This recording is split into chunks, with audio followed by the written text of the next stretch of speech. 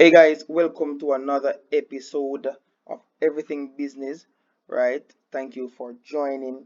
Now we're continuing with section 7 talking about logistics and distribution, right? Please stick around. I have a surprise topic at the end, right? So please ensure that you watch the video in its entirety, right? Let's get right into it. Alright, now these are the sections that were given by CXE for the exam. And as we can see, right, we have 5 sections 1, 2, 5, 7, and 9, right? Now these are a breakdown of the topics that falls under each section. Please ensure that you can pause the video, right, and look at these topics because you will need to know these topics for the exam. You will be tested, or you may be tested in most or all of these areas, so pay attention to that. All right, today I want to talk about distribution. So what is distribution, right? So distribution really refers to the moving and storing of products, right? You're moving the products now to customers through various channels or through various means, right?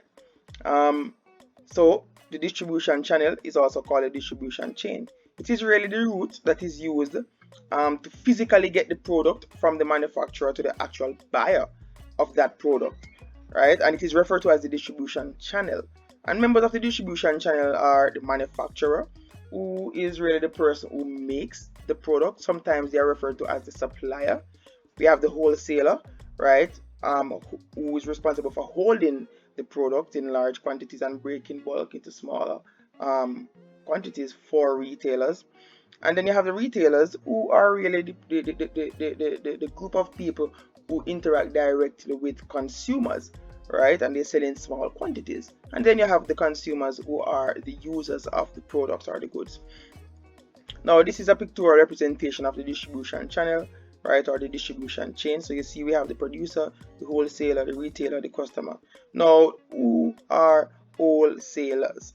Wholesalers, right, they purchase goods in large quantities on their own account, and therefore they take on a lot of the risk, right, of the manufacturers, because what they buy in bulk. They act as intermediary, which means that they are the middlemen, right? They break the bulk, which means that they sell in smaller quantities than what they would have purchased from the manufacturers, right? They store product, which is called warehousing, as you would have known already, and they offer credit, right? Retailers now are the persons who you are more familiar with. Retailers are traders providing goods and services directly to us as consumers, right? They are positioned either between the wholesaler and the consumer, or in rare cases they are positioned between the manufacturer and consumers, right, or customers. Their functions are they provide or they place goods in a convenient condition to customers. They provide a variety of goods, right, and they make goods available in convenient quantities to customers. They provide pre-sales and after-sales services to consumers. All right. And now we're going to be talking about transportation. We cannot be talking about logistics without talking about transportation. All right. Now, what is transportation? So transportation, right, is an important aspect of distribution, and what it means is that it is the movement of property or goods from one location to another through different means. For example, air, cable, road, pipeline, sea, and space. All right.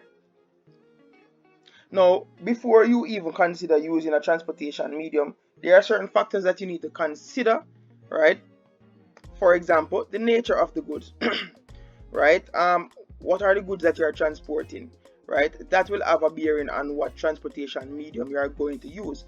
For example, perishable goods, right, may need to be transported in refrigerated trucks, right? For example, eggs may need special handling, right? Chemicals also may need special handling, and so the nature of the goods will determine the method of transportation that you will use.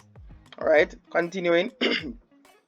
The speed, right? The speed of transportation is also an important factor to consider when you are thinking about transporting products, right? As said before, perishable goods, right, will spoil if the transportation is slow, right? And so you may need to transport perishable items more quickly.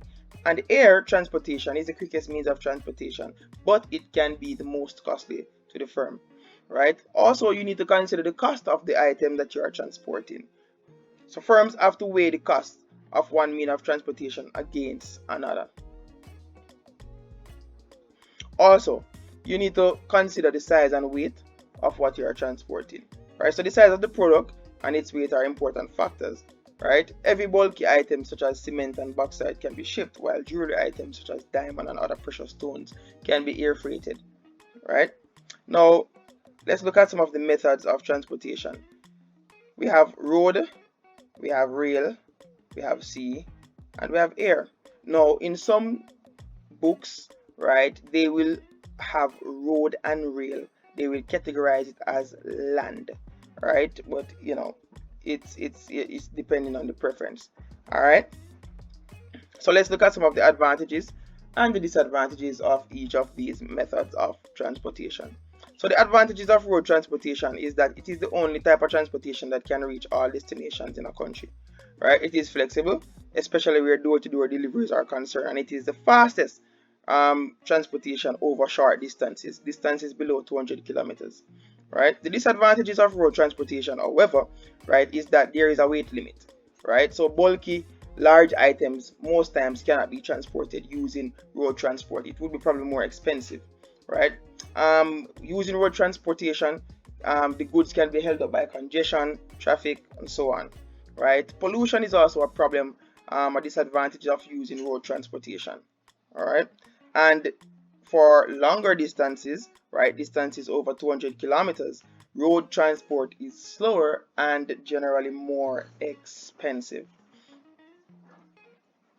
Now, rail transport, it has some advantages. It is quicker for longer distances over 200 kilometers, right? It is even cheaper to transport bulkier goods, right? And it has reliable schedules. The disadvantages, though, of rail transport is that it tend to be slower than road transport over shorter distances.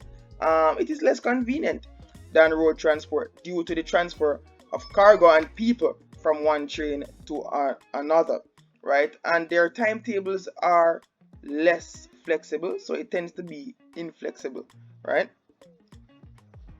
Now, what are the advantages of sea transportation? So sea transportation is cheaper for goods, right? For larger goods, right?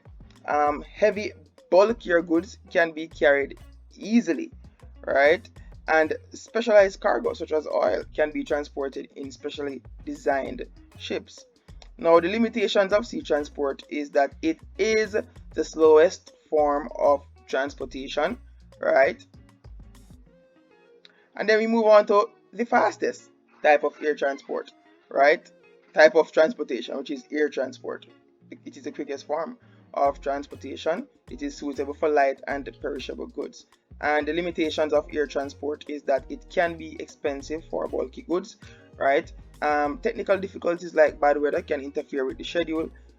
It is the weight can also be a problem. There is a weight limit, right? And it relies heavily on other forms of transportation, such as road transportation, right, to take goods to their final destination. All right. Now, what are some of the problems faced in distribution? Spoilage of goods, right? Misdirection of goods, insufficient facilities for storing goods, shipment can be delayed, and lack of proper security measures at ports, all right? And also poor communication, and that can cause the misdirection of goods from time to time. Now, what are some of the measures that we can take to reduce these problems, right? So we can, properly store and package the goods, right? We can ensure that documentation and routing of cargo is done carefully. Also, we can implement proper security measures and frequent checks at ports, right? And then good communication measures can be put in place between importers and exporters and even customs. All right. Now, this is the surprise I was talking about. Logistics hub is a very important topic that may be tested. It is important for you to know what a logistics hub is, right? And now the Panama Canal which was completed around about 2015 thereabout, right? The expansion rather of the Panama Canal has opened up opportunities to various countries, Brazil, the Caribbean, Jamaica, sorry, Panama, right? And they have now become what? Logistics hub. So what is a logistic hub, right? So a logistics hub is a center, right, or a specific area designed to deal with activities related to transportation, organization, separation, coordination, and distribution of goods for national and international transit on a commercial basis by various operators. So in layman terms, a logistics hub is that area through which goods can pass, right? So it's that area that will facilitate international trading, so to speak. All right. Thank you for viewing. See you in my next video. Wow, good.